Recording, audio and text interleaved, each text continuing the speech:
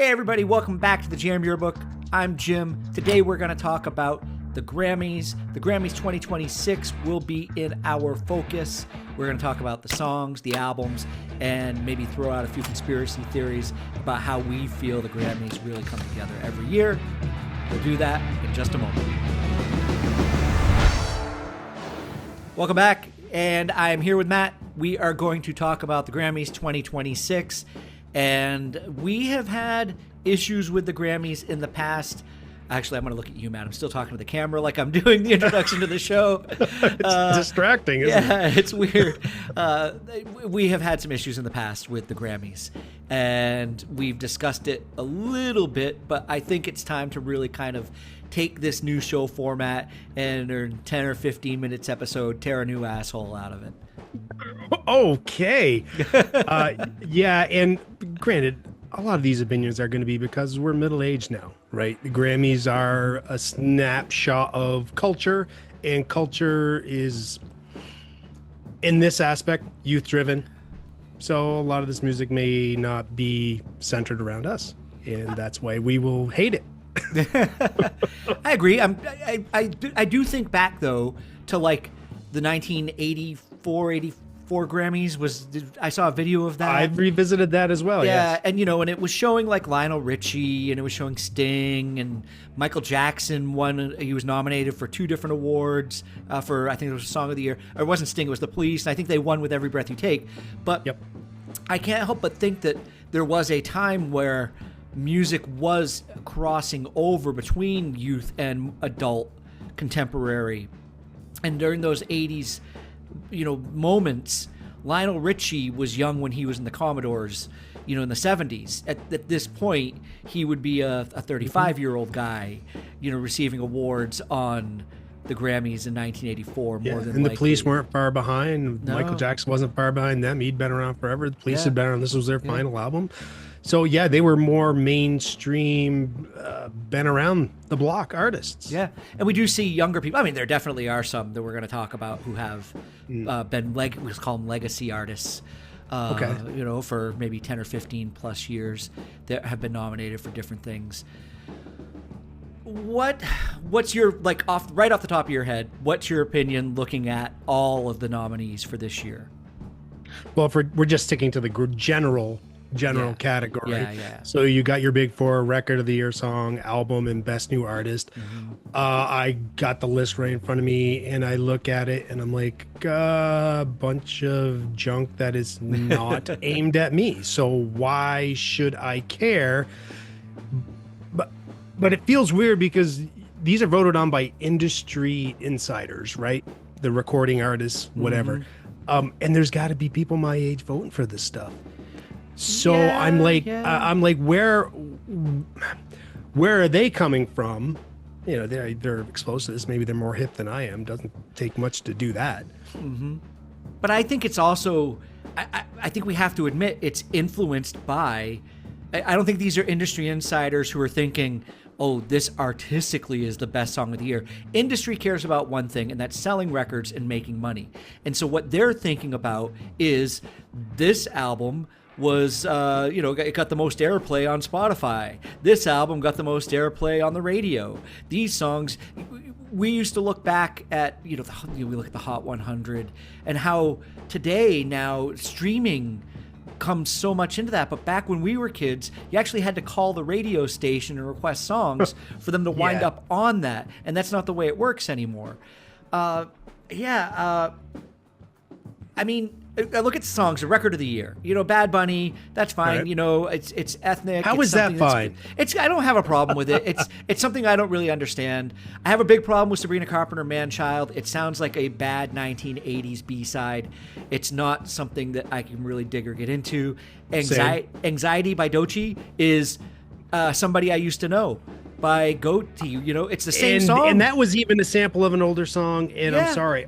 Every time I saw somebody, my niece or whoever, swiping through TikToks or whatever, somebody was putting a TikTok with this song. It's like, it's not original. Yeah. And it just grated on me so much. I cannot stand it. It's just singing over that other track completely. Whereas Gyodi had a little bit more of an influence by it and twisted it just a little tiny bit.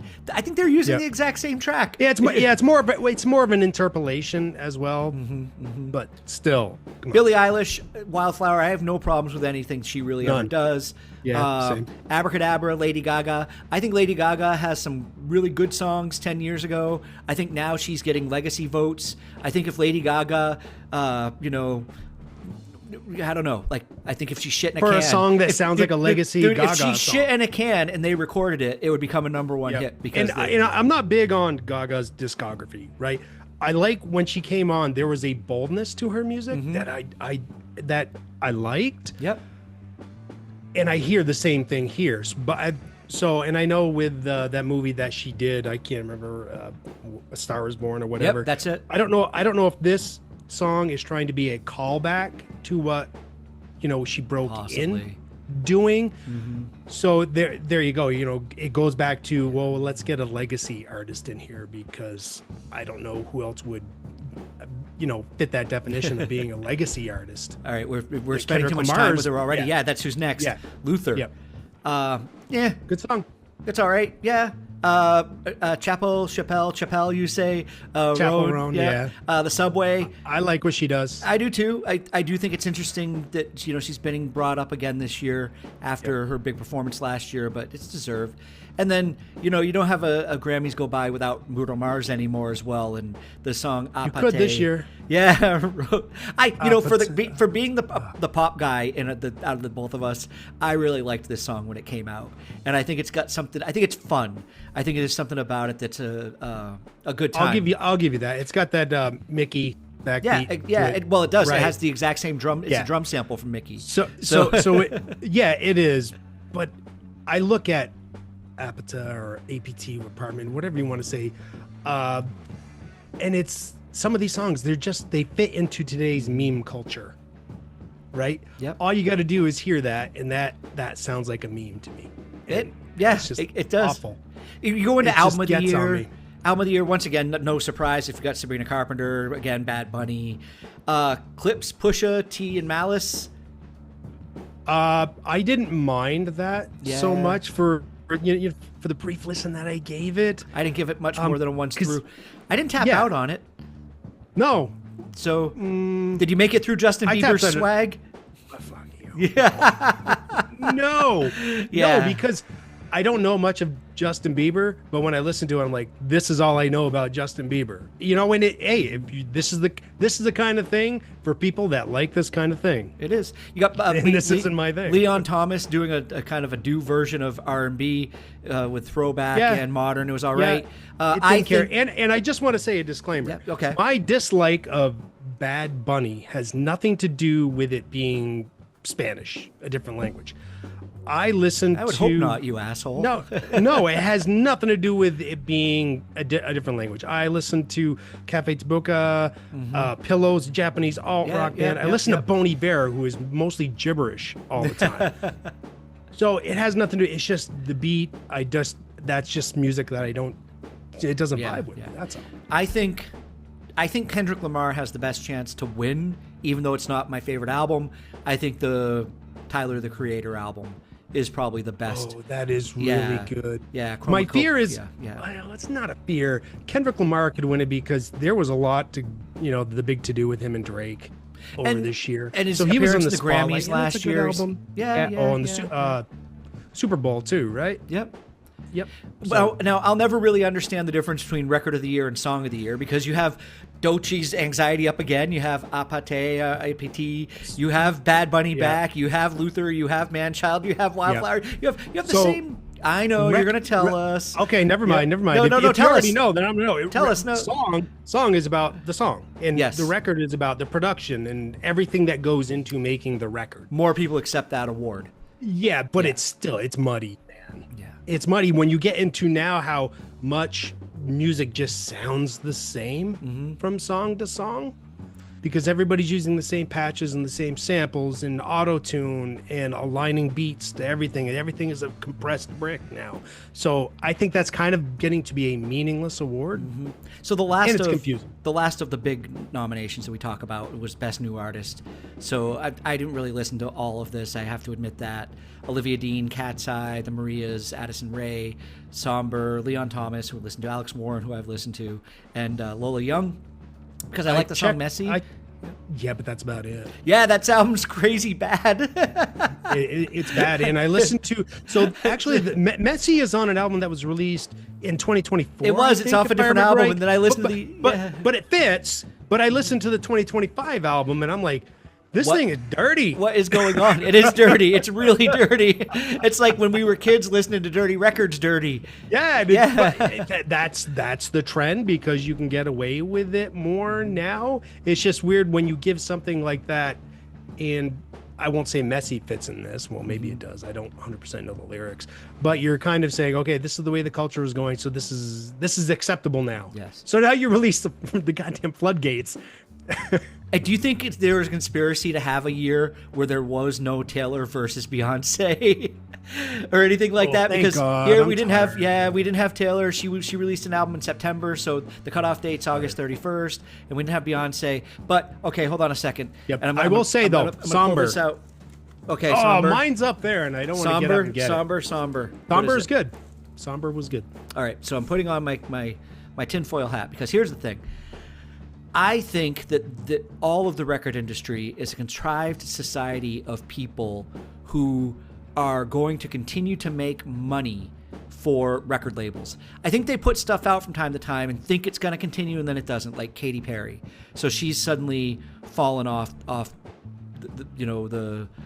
top, the king of the hill, the top of the pile, like everybody else. She's not in favor anymore. No. But I think that this is intentional. I think that this is to push record sales. I think it's to legitimize what they're releasing, because, like I said, I think that the industry, you talk about people within the industry making these votes. This is not much different than if you want to talk about the Oscars, if you want to talk about any group of people who just continually give themselves pats on the back without recognizing the smaller stuff that's out there, the real music that's being made every single year. These songs, so many of these songs have 10 to 25 writers credited to them. You hit on something I was going to rant about. Yeah, 10 to 25 writers credited to some of these songs. And it doesn't make any sense to me anymore how it's art, and how it's art that deserves to be awarded. And Yeah. I have this mini conspiracy theory that, everybody talked about, like Jay-Z and the Illuminati, it's the Illuminati going on in there. So my thought is that the Illuminati probably is something that exists, and it probably exists even outside music, but it's not like they're not hiding the Holy Grail somewhere. They're not some secret society that have symbols on the back. It's not on Oak Island, Jim. No. Come on. What it is it's a group of people who decided to use that phrase back in the late 90s, early 2000s, and they created a conglomerate of stars who they could keep famous for 20 years, continually putting out records and owning the industry along the way. And not allowing new music and new pop music. And I know that we have a lot of friends who listen to music that would never come anywhere close to this list. And these people aren't going to listen to this show, really. Yeah. But I think that out of everything that I've seen nominated, and it wasn't even for any of these records of the year, any of the albums or anything like that, the one thing that I respected the most that came out last year was put into a rock category. And it was put into rock kind of because that's where they thought it should be. But I thought it was the Hayley Williams album. I thought that album... Well, isn't that like rock, metal, and alternative? Yeah, but it's a very... That's kind of where she fits. But it's more... The album itself is more indie. It's more laid back. Okay. It's mellow. It's really mellow. And I was just really kind of surprised with that. I don't disagree with you, but you still have to get nominated, and you put yourself in for consideration, or excuse me, somebody has to put you in for consideration. There you go. All right, so let me hear you rant about 20 people writing a song. I'm not gonna go. It's too much. There's no reason why you need, if you can't write a song by yourself, or at least with Billie Eilish, her and Finn, right? It's two people. Yeah. I get it. From everything I read, maybe to me personally, they put too much into trying to get the perfect take. 30 whatever takes to get the perfect vocal on this one line. Okay, maybe that's the way you obsess. Okay, I get it. I obsess about certain things. But if you need 20 people to write a song, you should not be allowed in the category. You shouldn't be included in Record of the Year, because that's part of it is songwriter. And it's awful. Or if it gets Record of the Year, you shouldn't be the person up on the stage accepting the award. The people who made the album behind you should be the ones going up there. I mean, there is a category that I'd never seen before. I'd never seen I guess I had seen Producer of the Year. Maybe we watched Quincy Jones win it when we were kids. But it just seems strange. Just moving us along. It seems like a dinosaur of the award because a lot of these songwriters are just the producers. Okay, yeah. Sorry, I'm getting wound up, and I'm just gonna go to metal quickly. Did you listen to Dream Theater?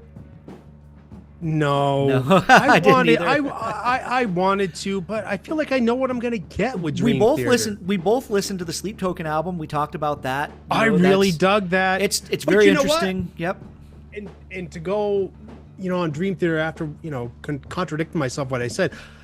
I thought I knew what I was going to get with the Deftones, and I really liked that album. It's a really cool album. Yeah. It is. And the only reason I paid attention, because I started paying attention to everybody's lists on what they thought were, top this, top that, and Deftones kept coming up. So I'm like, okay, what the hell? I got 40 minutes. I can listen to a Deftones album, and I was not disappointed. It was really good.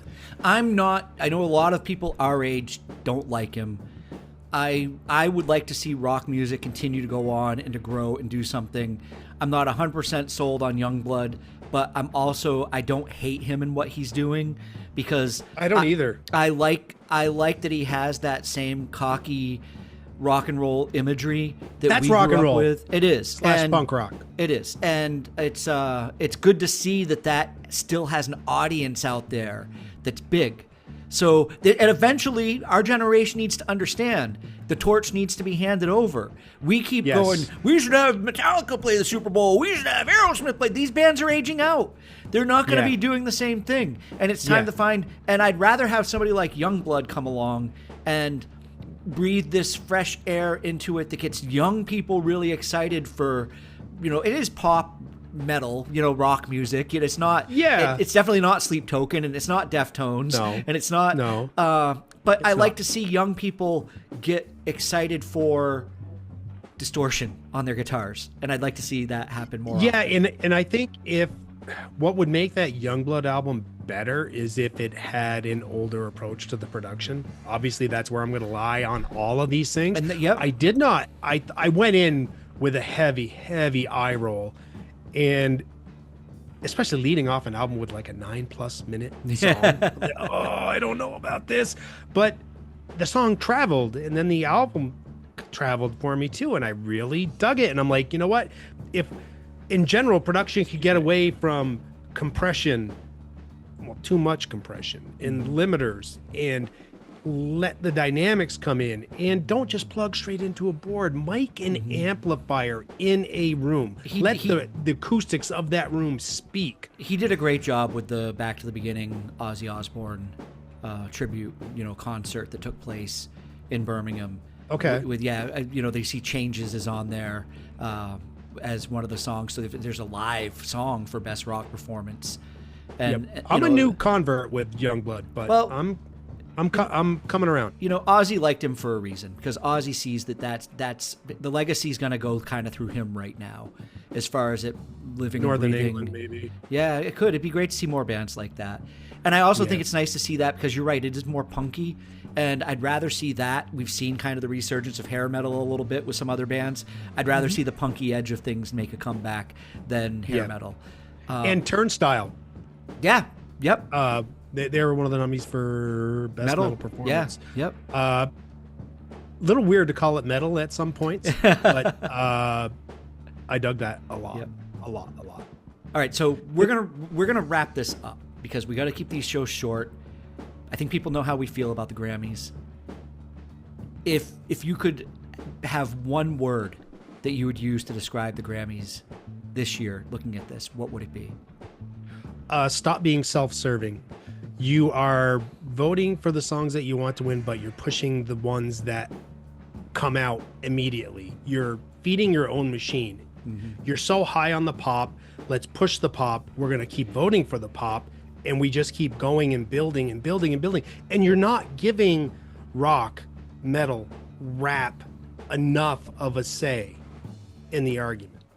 I'm going to use the word you sent to me because you said you were going to steal it, but then you didn't. So I'm stealing it from you because I don't know where it came from. Oh, that's right. I'm going to use the term Instagrammys because that's what these are. These are the Instagrammys. This is... I wish I could remember so I could give credit. But it's 100%. It is. All it is a bunch of selfies right here that we're looking at in these lists. Again, part of the meme culture, especially when it comes to pop music. And that's what Grammys have now come to serve in the general category, because that is what gets the TV time. So you said you could pick an album. If you had to pick an album for Record of the Year, is there one that you had chosen, or? I would record. Oh, let me get to the thing. So I didn't listen to every single one of these albums. I listened to a few songs, and I'm like, oh, well, I'm pretty familiar with the Kendrick. I really do like that. Chaperone, I really do like that. But I think I give it to Billie Eilish based on dynamics, originality, creativity. That album sets itself apart from a lot of everything that's out there. Yeah, what I like about her and what she's done over the past, maybe 5, 6, 7 years since she's been on the scene is she's not compromised herself for the industry. Yeah, she goes out and she plays and she does the award shows and she does everything she needs to be, a good person for, a representative for everything. But you can't help but be influenced over the years by what goes on. And I like the fact that the record industry does let her do her thing because her sound came out of her bedroom with her brother. And so they're kind of like, let's not mess with that. Let's kind of, keep that going the same way. Well, and how long did they try to sexualize her?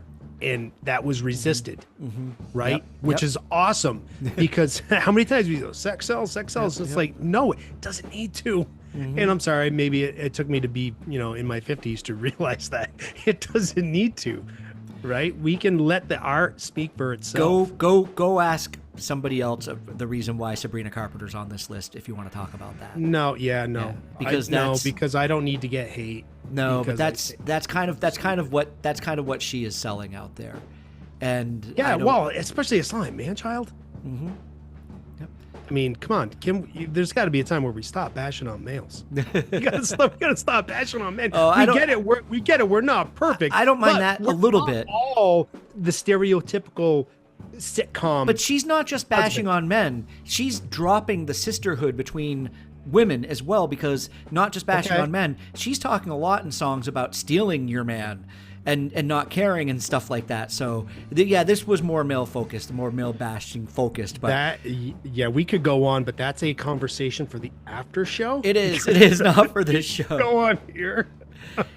Anyway, I think the Grammys, they're just not gonna get any better. And last point to make is that these songs, we talk about the songs from 1984. We can talk about songs probably up through the 90s that have won awards at the Grammys. I look at the list of the Record of the Year, Song of the Year, and I really wonder, and I know you have said it too, how many of these songs are people really going to remember in 20, 30, 40 years? We could have a whole show on the disposable nature of today's music. It is. It's awful. And all I can say for my one last note, the Grammys, if you want to matter, get people in there voting that know the music. Yes. Right? And have your big four be more of a representative of different genres. Otherwise just call it, don't call it general, call it pop. Pop Grammys. We are the Pop Grammys. Call it Pop Grammys. And I understand, I've seen people make this argument of, one of the reasons why rock doesn't get the play in the Grammys is because it's become so fragmented. It Like has, metal, yeah, it's become yeah, so yeah. fragmented. And yeah, I get it. But what are you gonna do? Have a rock Grammy? Have a metal Grammy? Well, that's what they do. No, That is what they do now. Exactly. But the segregation is killing it. It is. For me. But okay, yeah, let's wrap this up. It's your turn. Wrap it up. I started. All right. Hey, everybody, thank you for tuning in to listen to me and Jim, or Jim and I. I'm not really sure how the language experts want to grade me on that. Thanks for listening to us just spew about the Grammys. And yes, we are disappointed, but there's some hopeful things in there too. So, hey, tune in next time when Jim and I, we're going to actually talk about AI music. Yes, we are. And we'll see where that goes. That could be a fun moment. All right. We'll talk to you later. Peace, love, and podcast.